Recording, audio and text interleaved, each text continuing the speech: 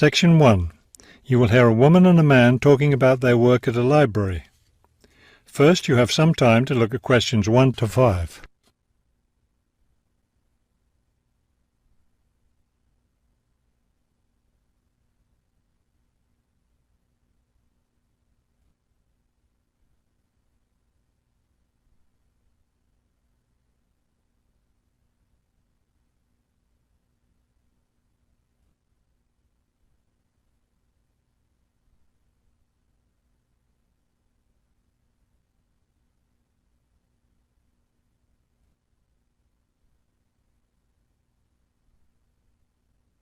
You will see that there is an example that has been done for you. On this occasion only, the conversation relating to this will be played first. Hello, I'm Mrs. Phillips, the head librarian. You're the new library assistant, aren't you? Yes, I'm Robert Haskell, but please call me Bob. The woman introduces herself as the head librarian, Mrs. Phillips, so the name Mrs. Phillips has been written in. Now we shall begin. You should answer the questions as you listen, because you will not hear the recording a second time. Listen carefully and answer questions 1 to 5. Hello, I'm Mrs. Phillips, the head librarian. You're the new library assistant, aren't you? Yes, I'm Robert Haskell, but please call me Bob. All right, Bob. Let me take a few minutes to explain how the library works and what your duties will be. First, the library opens at 8:30 in the morning, so naturally we expect you to be here and ready to work by then. Of course. And you can go home at 4:30 when the library closes. Now, let me explain where everything's kept. It looks like here on the ground floor is where the reference books are. Yes, that's right. Up on the second floor is where the adult collection is, both fiction and non-fiction. And the children's books are there too, aren't they? I thought I saw them in the room by the stairway. No, those are magazines and newspapers for adults. Children's books are up one more flight on the third floor. We'll take a look at them later. Let me show you how we organize our work. Do you see that brown book cart over there? The one by the door? Yes, that one. Those books have been checked in and need to go back on the shelves. Okay, so the brown book cart has books to reshelve. What about this black cart by the desk? Those books have torn pages or damaged covers. They're all books that need to be repaired. Okay, I know how to do a lot of that. I'm pretty good at mending torn pages and covers. That's great, because we really need help with that. And that white cart in the corner, what are those books for? Those are old books that we've taken off the shelves to make room for new ones.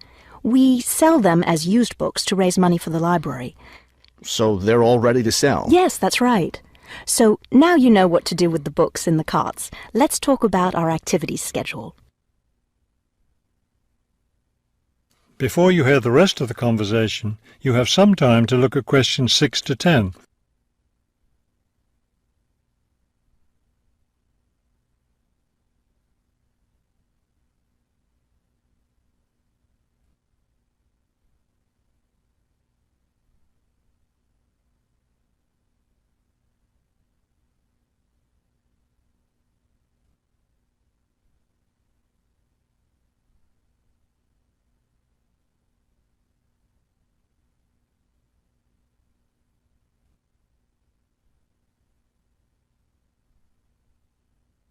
Now listen and answer questions 6 to 10. I understand this library has a number of interesting activities every week. Yes, our activities are quite popular. The most popular one is story time for the children. Do a lot of children show up for that? Yes, a good many. It takes place in the children's room on Thursday mornings at 11. Isn't there a family movie night too? Yes, but it's not at night anymore. We used to have family movies on Fridays when the library is open until 9, but now we have a different activity at that time, so we had to switch family movies to the weekend, Saturday afternoon. How much do you charge for the movies? They're all free. The movie always starts at 2:30 in the reference room, but you don't have to worry about that since you don't work on weekends. And what takes place on Friday evenings? We've just started a weekly lecture series. We have a different speaker every week, and the lectures cover all different kinds of topics. That sounds like something I'd be interested in attending. Good, because we'll need your help with that. You'll be working Friday evenings, and one of your duties will be to set up the meeting room on the first floor for the lecture. What time will you need that done? Let's say by 6:15. The lecture starts at 6:30, and the room needs to be ready well ahead of time. A lot of people arrive early. Maybe I should have the room ready by 6? That wouldn't be a bad idea. Okay, why don't I take you upstairs and show you the rest of the collection? That is the end of section 1. You now have half a minute to check your answers.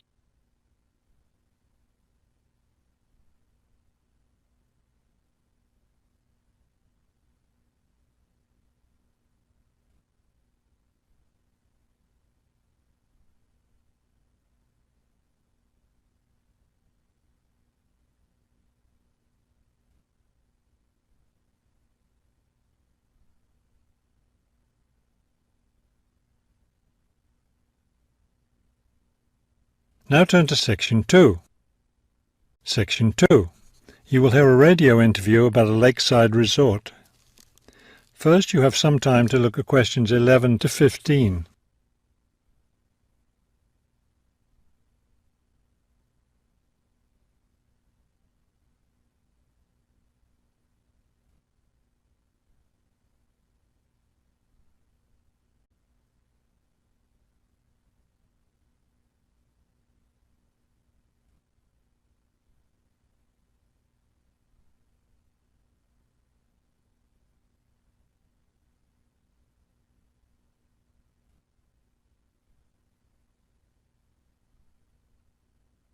As you listen to the first part of the talk, answer questions 11 to 15.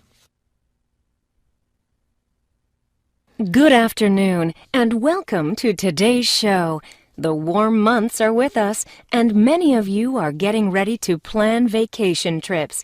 To help you with that, we have a special guest today, Robert Sampson, director of the Golden Lake Resort. Robert, I understand Golden Lake is a popular place for families to spend their vacations. Yes, families enjoy spending time at Golden Lake. Many come back year after year. We have a spectacular location and fun activities for both children and adults. Could you describe for us some of the activities available at Golden Lake? We have a lot of water activities, of course, since we're right on the lake. We have a pleasant sandy beach for swimming.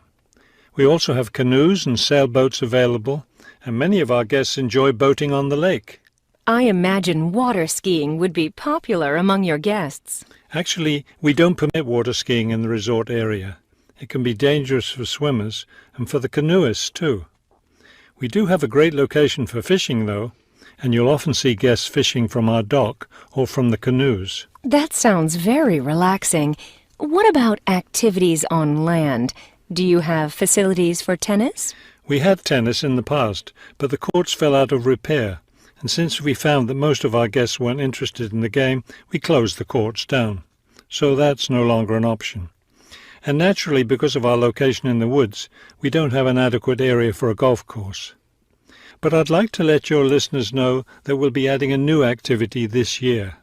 We've made an arrangement with the local stable, so now we're going to have horseback riding available for our guests. We've created several riding trails around the lake. That sounds lovely. Now, what about rainy days? What can your guests do when the weather's bad? We have a games room and a crafts room. When the weather's rainy, some of our very talented staff members offer arts and crafts classes for all ages. What fun! Do you offer any other classes or activities? Before you hear the rest of the talk, you have some time to look at questions 16 to 20.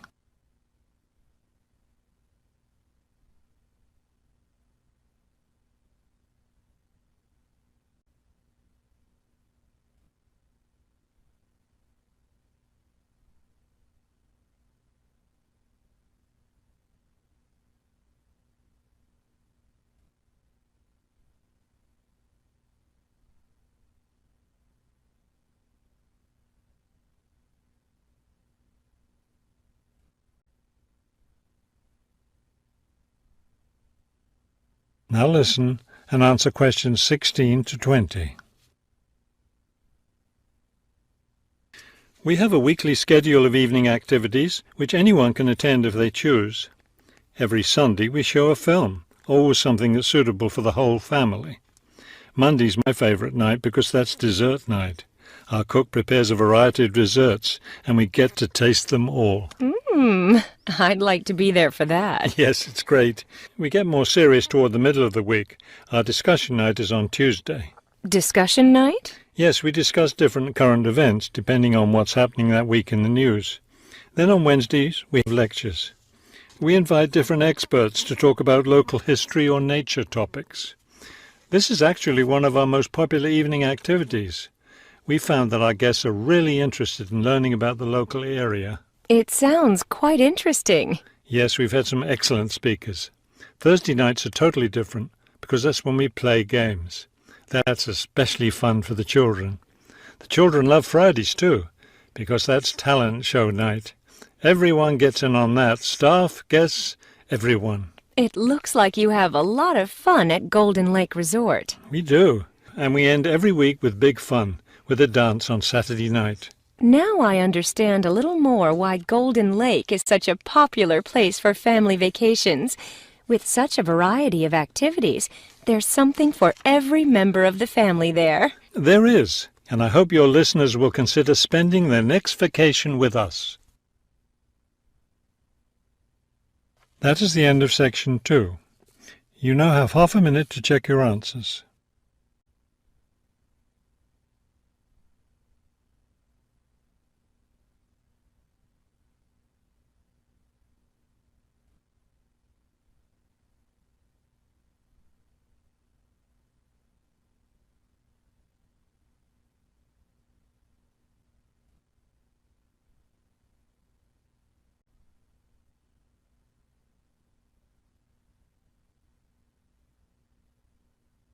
Now turn to Section 3. Section 3. You will hear two students talking about a class assignment about wild bird rescue and rehabilitation. First, you have some time to look at questions 21 to 25.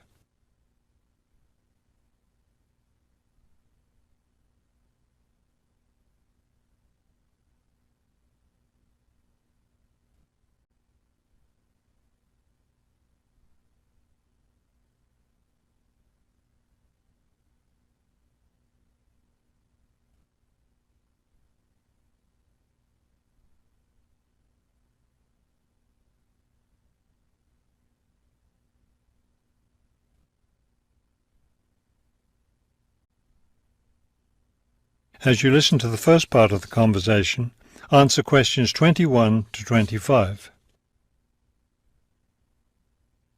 Okay, let's go over the requirements and see what we have left to do. Well, we've taken lots of notes about our topic, wild bird rescue and rehabilitation, so we'll have to go over those and write up a summary for the professor. But we only have to hand in the summary, right? The professor didn't say anything about seeing the notes. Right, but there's the case study, isn't there? We have to do something about that. I know. We have all the information, so it's just a matter of writing it up. What about charts and graphs? I thought we had to include some. I don't think so. They aren't really relevant, but we do have to turn in a list of the resources we used. Naturally. What about videos? I heard some of the other students were doing that. Well, I guess that must be optional, because I don't see it on the requirements list. Okay, we should start planning our class presentation, since that counts for half the grade. We've looked at lots of sources of information, but I think our best source was the interviews we did with the wildlife rehabilitators. Agreed. That and the journal articles. I think we have enough information from those two sources for the presentation anyhow. The books we looked at weren't all that helpful. I wonder if we should try to bring in some live birds for the presentation. That would be too difficult, don't you think? But we have lots of photos of rehabilitated birds. We can show those. Before you hear the rest of the conversation, you have some time to look at questions 26 to 30.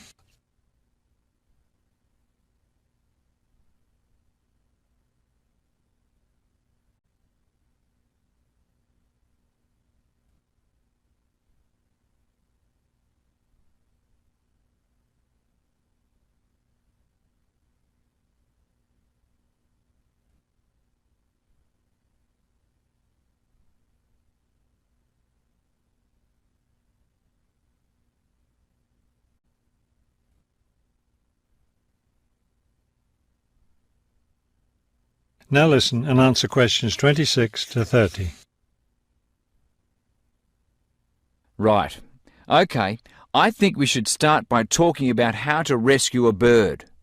Probably first we should help people understand which birds need rescuing. Yeah, that's really important. Because a lot of times people see a baby bird that's all alone, or they find a bird sitting on the ground and they think it needs to be rescued. And usually those are just baby birds learning to fly. So we should emphasize that people should only attempt to rescue a bird that's clearly injured. For certain kinds of birds, the rescuer needs to wear protective gloves because some of those birds have sharp claws and can tear your shirt, or worse, injure your face or some other part of your body. Yes, that's an important point. OK, next, let's tell people to put the injured bird in a box with good air circulation. We should let them know that a cage isn't necessary, and a bag, especially a plastic one, could hurt the bird more. Another thing we need to say is that the best way to help the bird stay calm is not by petting it or talking to it, but by leaving it completely alone. Then people should take the bird to the bird rescue center as soon as possible. Right, and we should also point out that when they're driving the bird to the rescue center, it's better not to play music on the radio or talk loudly, because those things just stress the bird. Yes, it's better just to speak quietly while you have the bird in the car. Okay, we've got that part covered. Next we should talk about what happens at the rescue center. That is the end of section 3. You now have half a minute to check your answers.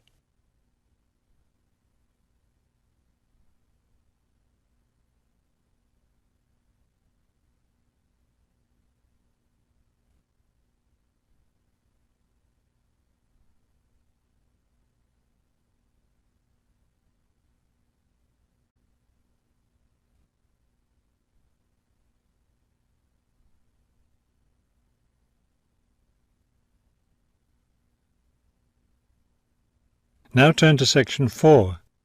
Section 4. You will hear a lecture about the Great Barrier Reef. First, you have some time to look at questions 31 to 32.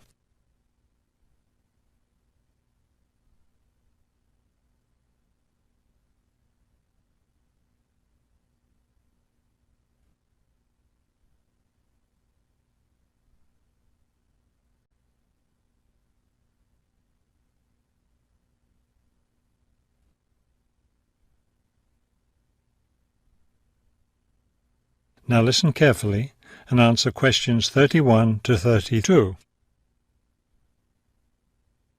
The Great Barrier Reef, stretching along the east coast of Australia, is the world's largest collection of coral reefs, covering an area of around 300,000 square kilometres. The approximately 3,000 individual reefs that make up the Great Barrier Reef system are composed of over 400 different kinds of coral, the largest variety of corals found anywhere in the world. In addition, around 900 islands, ranging in size from tiny sandy keys to large continental islands covered with vegetation, are scattered throughout the area, particularly at the northern and southern ends. Before you hear the rest of the talk, you have some time to look at questions 33 to 40.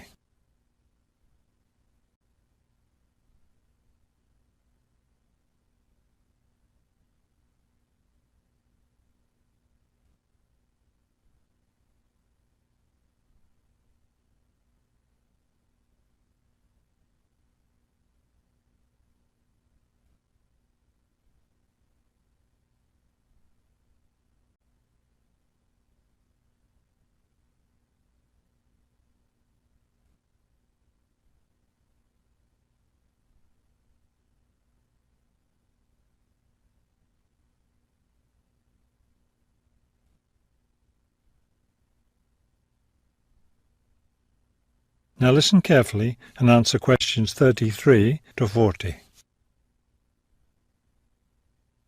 Thousands of species of plants and animals live in the area. Reef habitats make up only about 7% of the region's ecosystems. Other types of habitat in the area range from the shallow waters of coastal salt marshes to deep ocean habitat. Plant life in the reef habitat includes 500 different species of seaweed. The islands provide habitat for a wide variety of plant species. Those at the northern end support over 300 plant species, most of which tend to be woody, while the 200 species of plants growing on the islands at the southern end are largely herbaceous. In addition to the 1,500 species of fish that live in and around the reefs, sea mammals also abound in the area. Among them are whales, certain species of which use the area as a breeding ground. Many types of reptiles can also be found living among and near the reefs, including crocodiles and several species of marine turtles. The former find their home in the saltwater marshes along the coastal areas, while the latter are attracted to seagrass beds. The land as well as the water teems with animal life. At least 7 species of frogs, for example, inhabit the reef's islands. Unfortunately, this wondrous area of the world is threatened by climate change. Rising sea temperatures have led to an effect called coral bleaching. That is, large numbers of corals dying off, especially in the shallower areas of the reef. The Great Barrier Reef Marine Park Authority is attempting to find effective ways to deal with this issue that threatens the reef.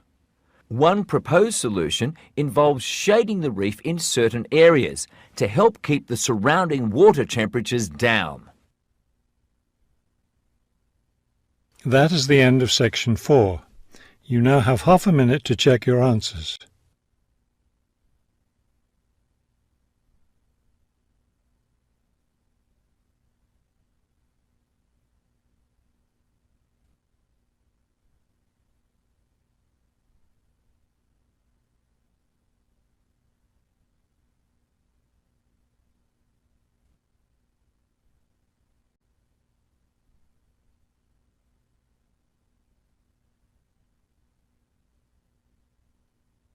You will now have 10 minutes to transfer your answers to the listening answer sheet.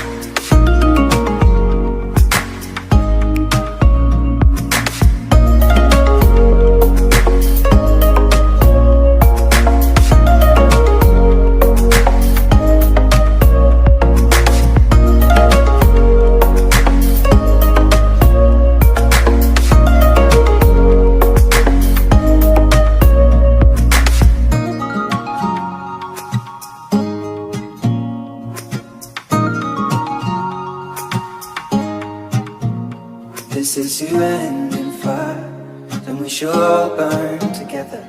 Watch the flames climb high into